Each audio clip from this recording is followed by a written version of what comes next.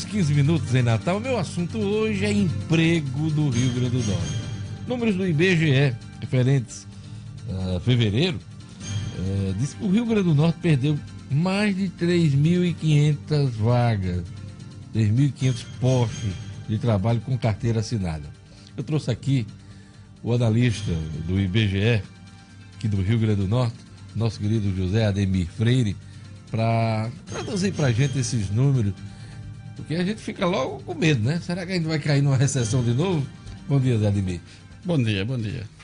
Qual é a avaliação que você faz? Eu queria até que você desse mais detalhes sobre esses números de perda, de queda nos postos de trabalho a partir de fevereiro. Isso. Na verdade, o número não é do IBGE, é do Ministério do Trabalho. É do CAGED. É do CAGED, né? Do Ministério do Trabalho, que dá conta dos empregos formais do Estado. É preciso que a gente entenda primeiro qual é a dinâmica do emprego formal habitualmente no Rio Grande do Norte. Tradicionalmente, o Rio Grande do Norte passa por uma quadra de... Todo ano isso acontece, por uma quadra de dispensas de emprego formais. Essa quadra de dispensa vai de dezembro até março. Ou seja, todo ano, de dezembro a março, habitualmente são meses em que o Rio Grande do Norte perde empregos formais. Mas deixa eu te perguntar uma coisa. Geralmente ali no final do ano a gente ouve muito falar daqueles empregos temporários por conta das festas de final de ano e tal. E aí me explica o que é que dezembro entra nessa conta. Isso. Então você tem esse período e você tem um outro período. Aí eu chego já porque dezembro dá negativo e não positivo. Né? E você tem um outro período que começa ali em junho, mais ou menos, e vai até novembro, em que você tem o saldo é positivo. Porque nesse período você tem a safra agrícola da fruticultura irrigada, a safra de cana-de-açúcar. Então você tem uma entrada de bastante trabalhadores temporários nessa época. Você tem a indústria que se prepara para produzir para o final do ano e você tem, de fato, as contas do pessoal contratado para as festas de final de ano de serviço e do comércio também. E por que dezembro dá negativo? Porque, no geral, esse pessoal é dispensado no finalzinho de dezembro. E já entra na conta. Então ele já entra na conta, embora a contratação dele vá ir até depois, mais ou menos, do Natal, mas aí ele fecha a conta. Então cai. Então, dezembro, janeiro, fevereiro e março, habitualmente, tradicionalmente, de dezembro a fevereiro, o Estado perde entre 7 e 8 mil postos de trabalho. O número em fevereiro, segundo o CAGED, segundo... 3.570 postos, né? Ele foi maior, mas o nosso janeiro também foi menor. Então, o mais importante é você compreender o período, porque às vezes cai mais em dezembro, às vezes cai mais em janeiro, às vezes cai mais em fevereiro, porque às vezes dependendo do período, por exemplo, o pessoal da safra de cana, às vezes ele dispensa um pouquinho mais cedo, às vezes dispensa um pouquinho mais tarde. A safra de melão, às vezes também vai cair um pouquinho mais cedo, às vezes cai um pouquinho mais tarde. Então, no geral, como foi a dinâmica do mercado de trabalho nos últimos 10, 15 anos? Até 2014, esse pessoal entrava no segundo semestre do ano e as dispensas que ocorriam de dezembro a março, no geral, era menos do que a quantidade de pessoas que entravam. Geralmente ficava mais gente do que saía. Então, entre 2002, 2013 e 2014, o Estado gerou 230 mil postos de trabalho formais. Quando chegou 2015 e 2016... Formais, gente, é a turma que tem carteira assinada. Isso. Quando chegou 2015 e 2016, com a recessão, o Estado perdeu, nos 2 anos, em torno de 27 mil empregos formais. No tempo da crise, da recessão. No auge da crise, 2016, mais de 15 mil. Essa crise, ela vai... Em 2017, já teve um pequeno saldo de 800 e poucos empregos. Já no ano passado. Aí, esse ano não está muito diferente do ano passado. O ano passado, de janeiro de 2016, dezembro de 2016, janeiro e fevereiro de 2017, o Estado perdeu 7.050 postos de trabalho. Esse ano perdeu 7.200, mais ou menos. Então está muito parecido. Mas tem uma coisa muito diferente desse ano com o do ano passado. No ano passado, a essa altura do campeonato, o setor de serviço no Estado tinha gerado 1.200 postos de trabalho nos primeiros 2 meses do ano. E esse ano ele só gerou 200. Então, esse ano, o ano passado que o setor de serviço puxou o emprego no Estado, sobretudo no primeiro semestre, o setor de serviço no Estado, o ano passado, teve um soluço. Por que eu digo que foi um soluço? Porque ele cresceu no primeiro semestre do ano. As vendas, acompanhado pelo IBGE, cresceram. O emprego formal, acompanhado pelo Ministério do Trabalho, aumentou. Mas, quando chegou no segundo semestre, o setor de serviço deu uma encolhida. E agora ele está gerando bem menos emprego do que o ano passado. Será que a coisa estava tão represada de 2 anos que foi o motivo desse soluço do ano passado? Eu ainda não consigo compreender soluço no Rio Grande do Norte, o que aconteceu exatamente. Mas no ano passado você teve... Eu imagino que você teve a entrada do recurso do FGTS, entrou a recursos de repatriação no final de 2016, sim. De modo que foi uma entrada de recursos que houve extra na economia que acabou dando fomentando. Quando o efeito disso passou, então o setor voltou a um nível a se retrair. Então, é muito cedo ainda para a gente imaginar 2018, mas tudo vai depender, na verdade.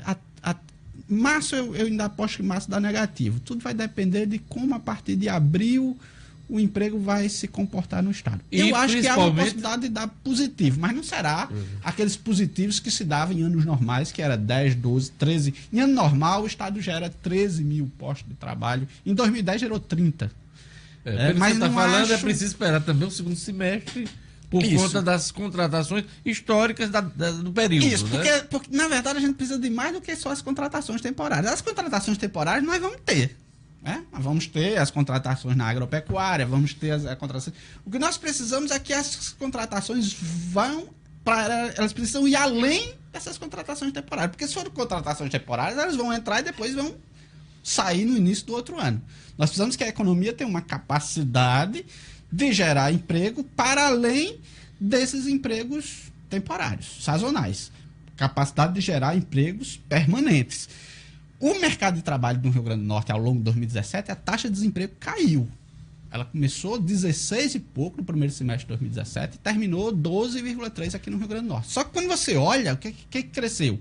O emprego informal, ou o emprego sem carteira assinada, ou o emprego por trabalho por conta própria. Deixa eu te perguntar uma coisa que foi muito assunto, muita polêmica, durante inclusive o processo de análise e votação, as mudanças na lei trabalhista, né? Até que ponto essa reforma trabalhista surtiu efeitos na empregabilidade do Rio Grande do Norte? Ela ainda não surte, você ainda não vê nenhum sinal de que aumentou a contratações por essas novas regras, né? Basicamente o emprego intermitente e o de tempo parcial.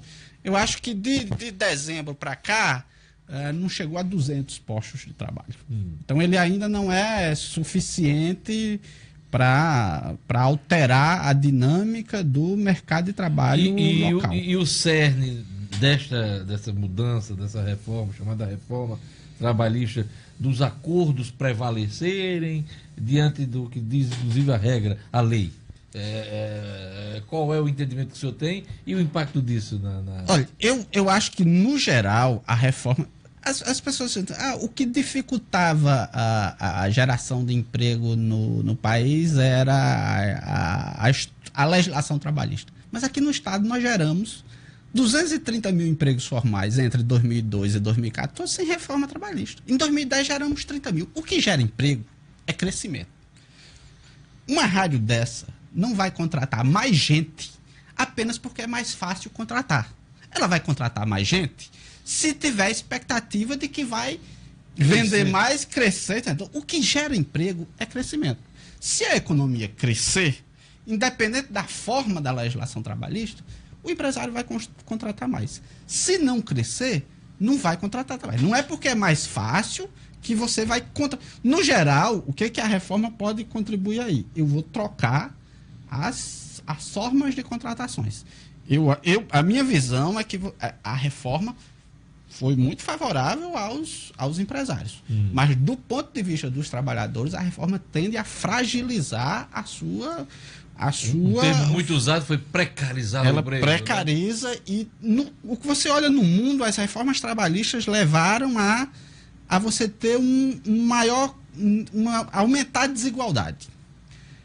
Com a terceirização, que a empresa pode ficar apenas... As empresas centrais vão ficar apenas com um pequeno núcleo de empregados próprios, no geral, ganhando melhor, e vai terceirizar os outros para formas de contratações mais precárias. Tanto nos Estados Unidos, como, por exemplo, na Espanha, que seguiram esse modelo, a tendência é você rasgar o tecido social dos trabalhadores. Você ter um pequeno núcleo ganhando bem estruturado, e um grande núcleo que, apesar de ser formal, um trabalhador de tempo parcial, um trabalhador intermitente é formal.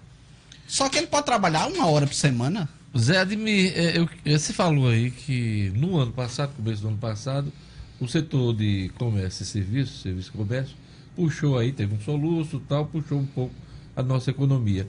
É só para o nosso ouvinte entender como é que está espalhada essa empregabilidade, esses postos de trabalho pelos setores da economia do Rio Grande do Norte. Olha, o principal setor que emprega no Estado é o setor de serviço. O setor de serviço, do emprego formal, o setor de serviço deve ter aí uns 180 mil empregos formais. O comércio emprega mais uns 100 e pouco, 110, alguma coisa do tipo, e a indústria 58. Então, o setor de serviços é o grande... Nós temos aí 300 mil postos de trabalho daqui do Rio Não, Grande do tem um Norte? pouco mais, porque aí você ainda tem o pessoal seletista, ainda tem isso formais, né? Ainda tem o pessoal da agropecuária, certo? Mas os 3 setores principais, mais empregos, são esses, né? O setor de serviços é, sem dúvida nenhuma, aquele setor. O setor de serviços, nacionalmente, ele ainda não saiu da crise. O setor de serviços ainda segue... no Brasil ainda não deu sinal. Enquanto a indústria já deu sinal de recuperação, o comércio já deu sinal de recuperação. A agropecuária parece que nunca teve crise para ela. A agropecuária segue bem, inclusive... Apesar de que nós temos aqui, nós estamos numa região de seca. Isso, né? mas é uma gracinha. Uma coisa que pouca gente sabe. Aqui nós temos duas agropecuárias, né? Nós temos a agropecuária de sequeiro, aquela que é produzida no semiárido e seca, etc. Mas nós temos uma agropecuária irrigada. A agricultura irrigada, né? Essa agricultura irrigada, na verdade, ela foi favorecida pela seca. Se você prestar atenção o que aconteceu com a produção de melão no estado disparou. As exportações de melão do estado dispararam nos últimos anos. Por quê? Porque a seca secou literalmente as fontes hídricas dos produtores de melão do Ceará, que utilizavam águas do rio Jaguaribe. A seca secou o Jaguaribe e eles não tinham água para onde eles foram? Para o Rio Grande do Norte, que usa água subterrânea, e a nossa oferta de água subterrânea ainda é considerável. Então, a seca, na verdade, acabou beneficiando a produção de melão no Rio Grande do Norte, porque o pessoal do Ceará migrou para o Rio Grande do Norte. Mas especificamente um setor, né? Isso. E aí, quem sofreu? A agricultura de sequeiro. Se você pegar, por exemplo, o pessoal, os produtores de caju, de castanha, tiveram um baque grande. Os agropecuaristas, o pessoal da pecuária, sobretudo da pecuária bovina, também tiveram dificuldades. O pessoal de mandioca, de feijão e milho, que é aquela agricultura mais de sequeiro e que é produzida no semiárido. Então, para esse pessoal, você teve maiores dificuldades, sem contar o transtorno da questão do abastecimento urbano, que segue um problema seríssimo no Rio Grande do Norte. Para encerrar, uma pergunta que tenta projetar o futuro. Você falou que para a gente contabilizar mais empregos é preciso crescimento. Diante do que você está vendo na cena da economia do Rio Grande do Norte, a perspectiva de algum desses setores, de algum negócio surgir para criar esses empregos? Não, eu acho que a economia do Estado cresce em 2018. Eu acho que a economia do Brasil cresce em 2018, certo? Eu acho que ela deve crescer aí em 2,5%. Essa estimativa. E a economia do Rio Grande do Norte deve crescer mais ou menos em torno disso. Então, aqui no Estado, eu vejo assim, acho que a agropecuária vai ter um desempenho bom esse ano. O comércio vai crescer esse ano. Eu vejo que o comércio... Se o Brasil crescer aí 2,5% do PIB, é possível que o comércio do Estado termine o ano crescendo aí 5% a 6%. Então, nós ainda não vamos voltar ao patamar anterior à crise. Ainda assim, vamos estar vendendo menos do que se vendia em 2014. Mas será uma recuperação. E duas coisas, crise na economia do Estado por conta do governo e eleições. Essas duas coisas atrapalham esse desempenho econômico? Em tese, a eleição deveria dinamizar a economia local, né? Porque a eleição impõe gastos, maiores níveis de gastos. Esses gastos estão sendo questionados, cada vez mais restringidos. Né? Então, a eleição para a economia local, ela pode funcionar como... embora você tenha...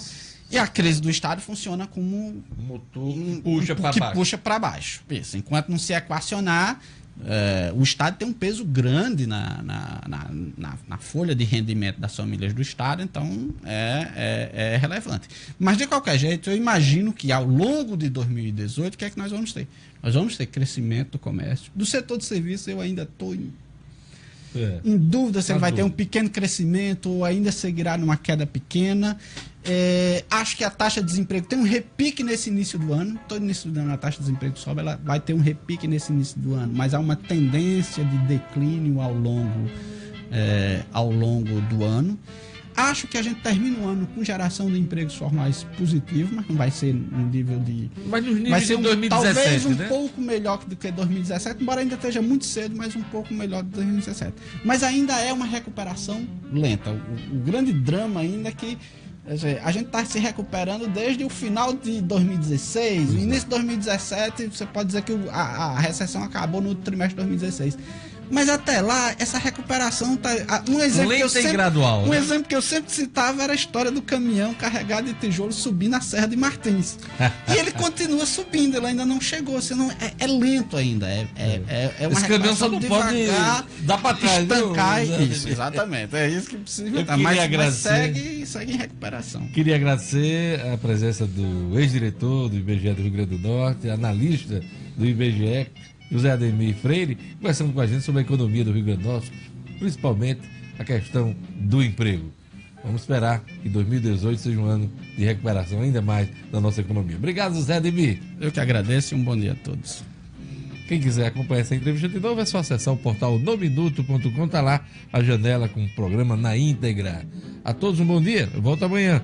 Logo mais, RN Acontece com Diógenes Dantas, 12h10 na Band. Eu vou entrevistar Tatiana Mendes Cunha, chefe da Casa Civil do Governo do Estado. Não perca, 12h10 na Band. RN Acontece com Diógenes Dantas. Tchau, até amanhã.